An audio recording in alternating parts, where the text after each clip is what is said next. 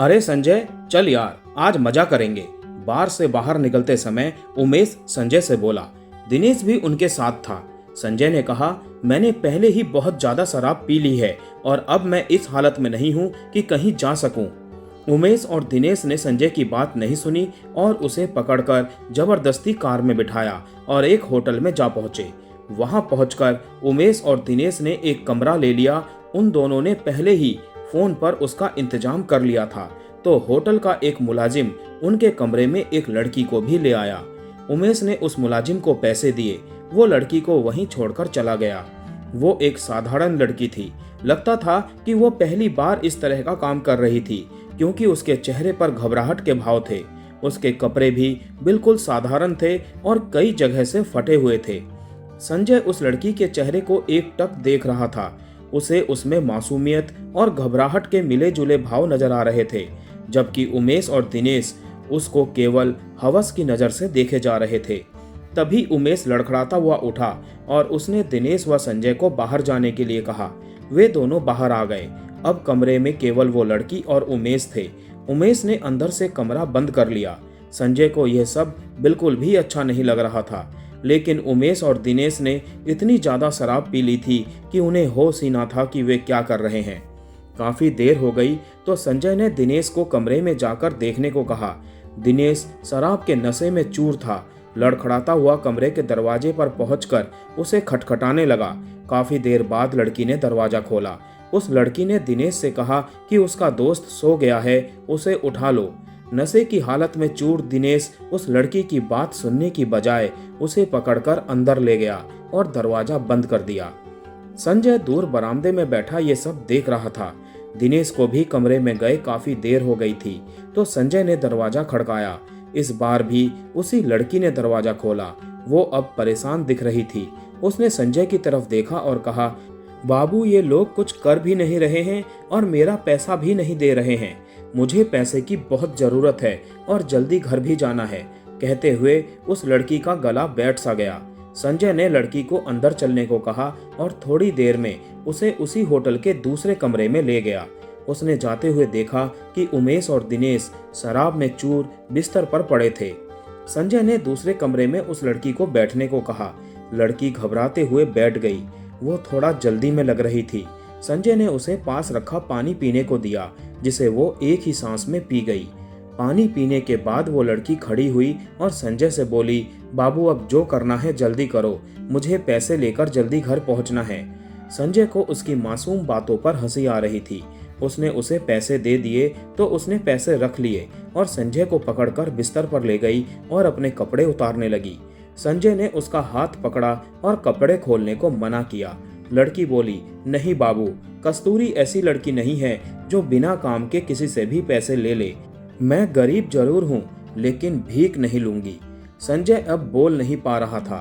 तभी कस्तूरी ने संजय का हाथ पकड़ा और उसे बिस्तर पर ले गई। ये सब इतना जल्दी में हुआ कि संजय कुछ कर नहीं पाया। कस्तूरी ने जल्दी से अपने कपड़े उतारे और संजय के भी कपड़े उतारने लगी। अब कस्तूरी संजय के इतने नजदीक थी कि उसके मासूम चेहरे को वो बड़े प्यार से देख रहा था। वो कस्तूरी की किसी बात का विरोध नहीं कर पा रहा था। उसके मासूम हाव भाव व चेहरे से संजय की नजर हटती, तब तक कस्तूरी वो सब कर चुकी थी जो पति पत्नी करते हैं।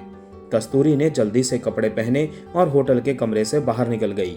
संजय अभी भी कस्तूरी के ख्यालों में खोया हुआ था। समय बीतता गया, लेकिन संजय के दिमाग से कस्तूरी निकल नहीं पा रही थी। एक दिन संजय बाजार में सामान खरीद रहा था। उसने देखा कि कस्तूरी भी उसके पास की ही एक दुकान से सामान खरीद रही थी। संजय उसको देखकर खुश हुआ। उसने कस्तूरी को आवाज दी तो कस्तूरी ने मुड़कर देखा और फिर दुकानदार से सामान लेने में जुट गई। संजय उसके पास पहुंचा। कस्तूरी ने संजय की तरफ कोई ध्यान नहीं दिया। कस्तूरी ने सामान खरीदा और दुकान से बाहर निकल गई। संजय उसे पीछे से आवाज देता रहा, लेकिन उसने अनसुना कर दिया। कुछ दिन बाद संजय को कस्तूरी फिर दिखाई दी। उस दिन संजय ने कस्तूरी का हाथ पकड़ा और उसे भीड़ से दूर खींचकर ले गया और उससे उसकी पिछली बार की हरकत के बारे में पूछना चाहा, तो संजय के पैरों की जमीन खिसक गई। उसने देखा कस्तूरी का चेहरा पीला पड़ चुका था और वो बहुत कमजोर हो गई थी। उसने अपनी फटी चुनरी से अपना पेट छिपा रखा था। जो कुछ बाहर दिख रहा था।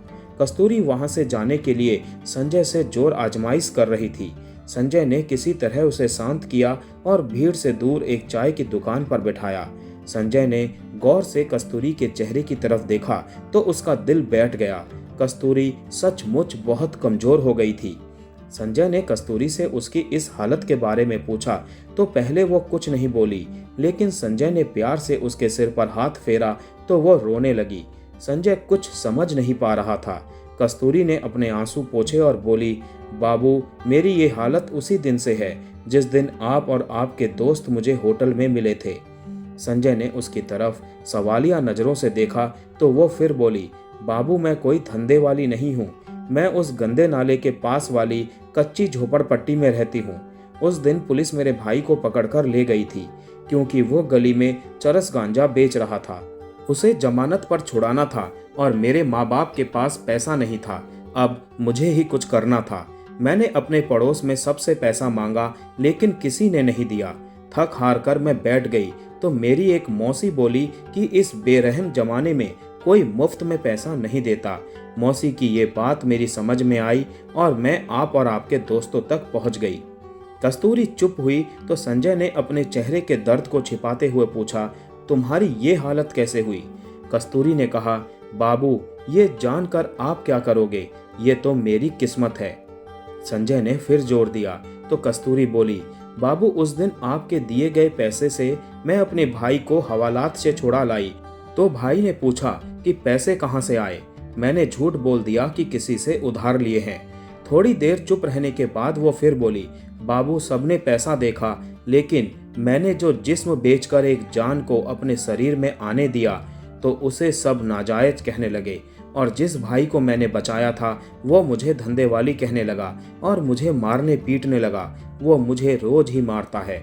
यह सुनकर संजय के कलेजे का खून सूख गया। इस सब के लिए वो खुद को भी कसूरवार मानने लगा। उसकी आंखों में भी आंसू छलक आए थे। कस्तूरी ने यह देखा तो वो बोली, बाबू, इसमें आपका कोई कसूर नहीं है। अगर मैं उस रात आपको जिस्म नहीं बेचती तो किसी और को बेचती, लेकिन बाबू, उस दिन के बाद से मैंने अपना जिस्म किसी को नहीं बेचा। ये कहते हुए वह चुप हो गई और कुछ सोच कर बोली, बाबू, उस रात आपके अच्छे बर्ताव को देखकर मैंने फैसला किया था कि मैं आपकी इस प्यार की निशानी को दुनिया में लाऊंगी और उसी के सहारे जिंदगी गुजार दूंगी, क्योंकि हम जैसी गरीब लड़कियों को कहाँ कोई प्यार करने वाला जीवन साथी मिलता है। इतना कहकर कस्तूरी का गला भर गया। वो आगे बोली, बाबू, ये आपकी निशानी है और मैं इसे दुनिया में लाऊंगी, चाहे इसके लिए मुझे मरना ही क्यों ना पड़े। इतना कहकर वो तेजी से उठी और अपने घर की तरफ चल दी। यह सुनकर संजय जैसे जम गया था। वो कहकर भी कुछ नहीं कह पाया। उसने फैसला लिया कि कल वो कस्तूरी के घर जाकर उससे शादी की बात करेगा। वो रात संजय को लंबी लग रही थी। सुबह संजय जल्दी उठा और बदहवास सा कस्तूरी के घर की तरफ चल दिया। वो उसके मोहल्ले के पास पहुंचा तो एक जगह बहुत भीड़ जमा थी। वो किसी अनहोनी के डर को दिल में लिए भीड़ को चीर कर पहुंचा तो उसने जो देखा उससे उसका दिल बाहर निकलने की कोशिश करने लगा। कस्तूरी जमीन पर पड़ी थी। उसकी आंखें खुली थी और चेहरे पर वही मासूम मुस्कुराहट थी। संजय ने जल्दी से पूछा कि क्या हुआ है, तो किसी ने बताया कि कस्तूरी के भाई ने उसे चाकू से मार दिया है, क्योंकि सब कस्तूरी के पेट में पल रहे बच्चे की वजह से उसे बेइज्जत करते थे। संजय पीछे हटने लगा। अब उसे लगने लगा कि वो गिर जाएगा। तभी पुलिस का सायरन बजने लगा तो भीड़ छटने लगी। संजय पीछे हटते हुए कस्तूरी को देख रहा था। उसका एक हाथ अपने पेट पर था और शायद वो अपने प्यार को मरते हुए भी बचाना चाहती थी। उसके चेहरे पर मुस्कुराहट ऐसी थी जैसे उन खुली आंखों से संजय को कहना चाहती हो, बाबू, ये तुम्हारे प्यार की निशानी है, पर इसमें तुम्हारा कोई कसूर नहीं है। संजय पीछे मुड़ा और अपने घर पहुंचकर रोने लगा।